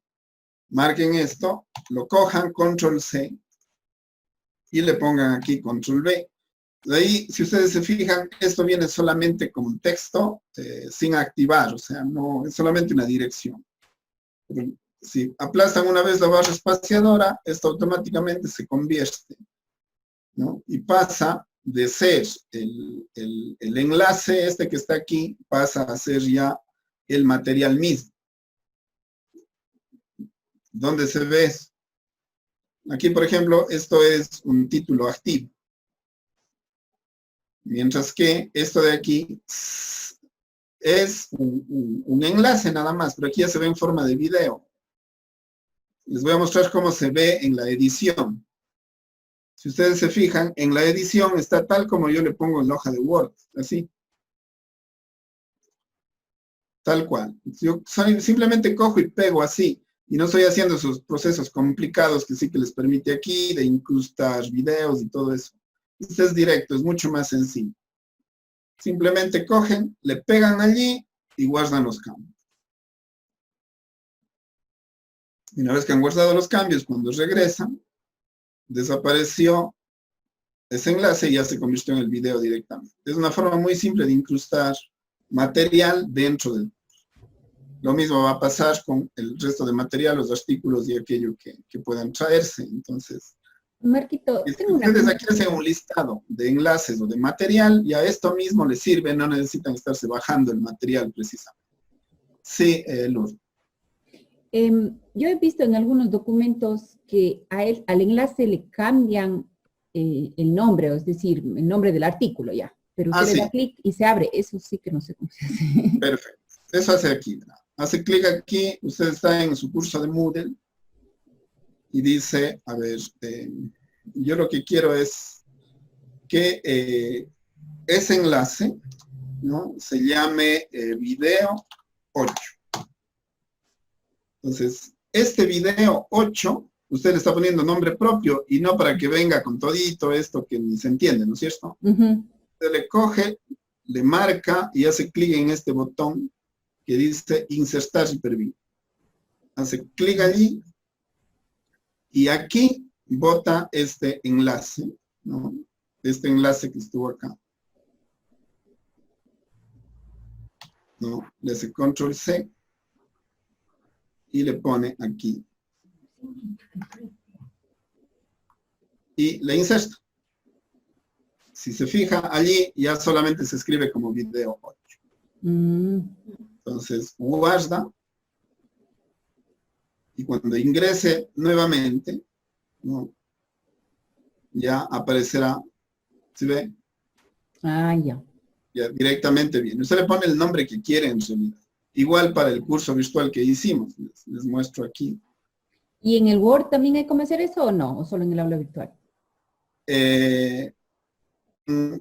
Si quiere hacerlo en Excel también. Incluso en PDFs, que cuando nos mandan, por ejemplo, alguna cosa de talento humano, el PDF dice, no sé, alguna cosa y usted le da clic. Ahí se va a abrir el PDF. Se va a abrir el PDF, sí. Pero, a ver, veamos si es que le indico aquí. A ver, hagámoslo en este de aquí, ¿no? Aquí, si usted se fija, esta de aquí le pusimos como serie, etcétera. Entonces podemos hacer esto, ¿no? Editamos. Y aquí en lugar que se llame así, voy a hacer que el aula virtual sea el aula virtual. Es decir, le marco, le hago clic aquí y le pongo aquí el enlace de serie. Ah, ya. Le inserto. ¿Sí ve? Se activó. Le guardo los cambios. Y cuando haga clic en aula virtual, lo que se va a abrir es el Big Blue. Ah, ya. Abre enlace y ya está. Pero, si es que usted le, como digo, no, usted le, a ver,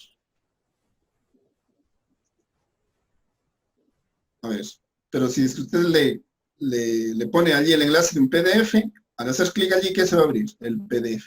Claro. Es decir, aquello que ponga. Entonces, es importante este botoncito. Creo que me salí del aula. La llave, esto ya era el video. Gracias. En cualquier enlace lo que se le va a abrir es aquí el vínculo que usted haya hecho. Gracias. Marco, ¿puede ayudarme a mí con una pregunta, por favor? Claro, dígame, Anita. Sí.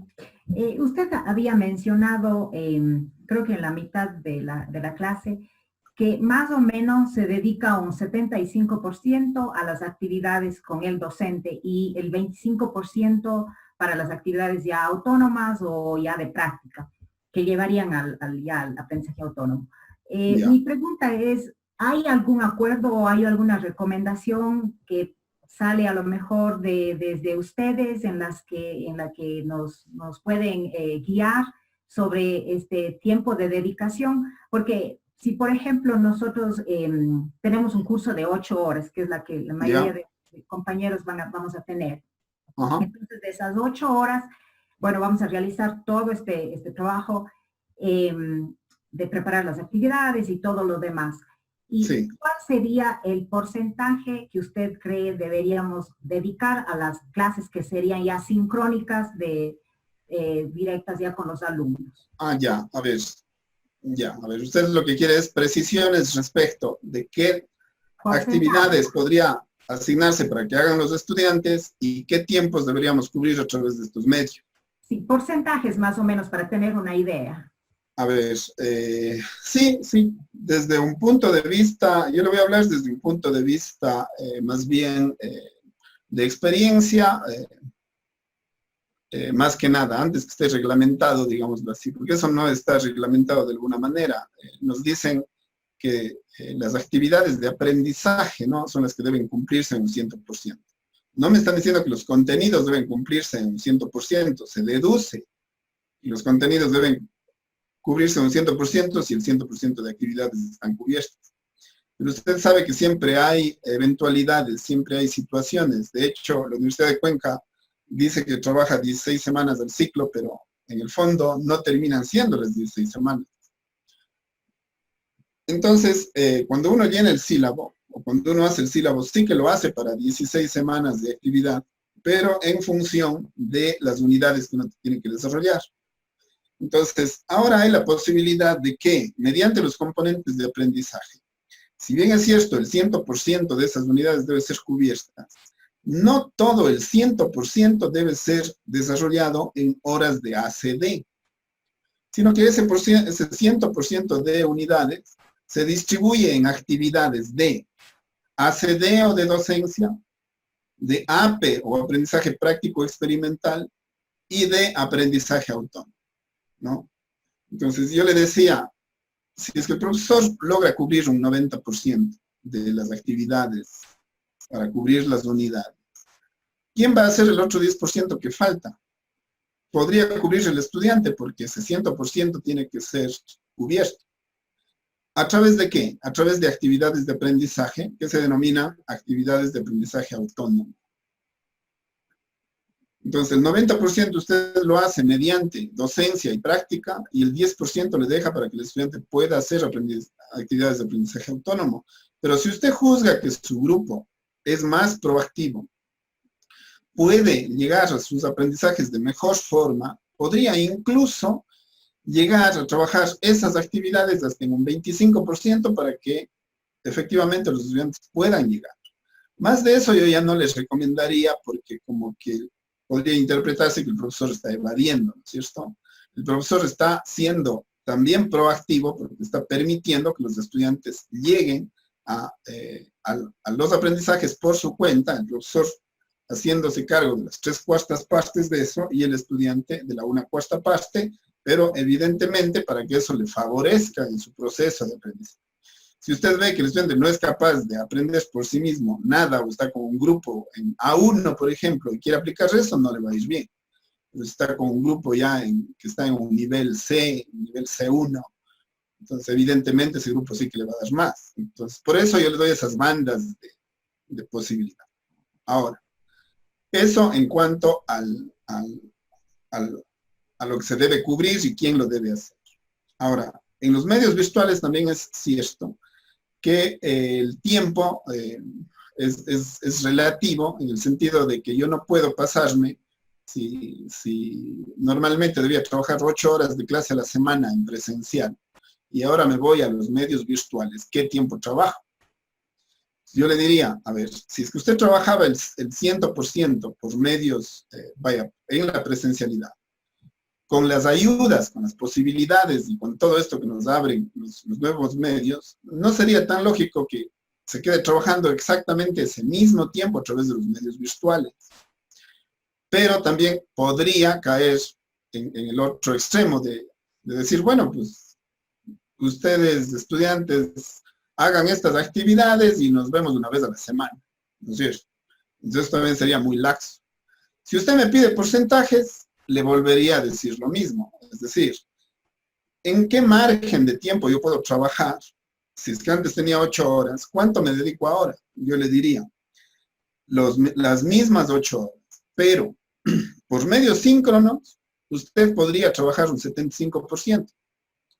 De tal manera que por medios asíncronos puedan los estudiantes efectivamente hacer ese trabajo o ese 25% faltante, sabiendo que los seguimientos se tienen que hacer a través de otro tipo de medios con el 25% que falta. Es decir, usted plantea un foro. Si usted va a plantear un foro, usted va a tener que dedicarse a hacer el seguimiento de ese foro y ver qué han escrito, cómo retroalimenta, cómo responde. Ese ya es su tiempo de la asignatura. Entonces, si a eso se va a dedicar un 25%, el otro 75% podría ser, por ejemplo, síncrono, es decir, trabajando así como estamos ahorita, y un 20% dedicándose a los foros, a los chats, al trabajo asíncrono. El mismo tiempo, pero repartido en síncrono y asíncrono. Así sería. 75% síncrono y 25% asíncrono, podría ser una opción. U 80-20. Con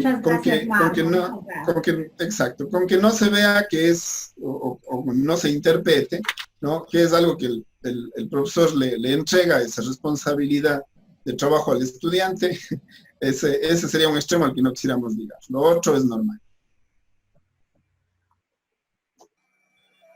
Le hago llegar entonces a Rosita para que les distribuya. Ya, muchas gracias, Marcos. Estaremos. Eso sería. Muchísimas gracias. Gracias. Un gusto haber trabajado con ustedes. Que pasen muy bien. Hasta luego. Gracias.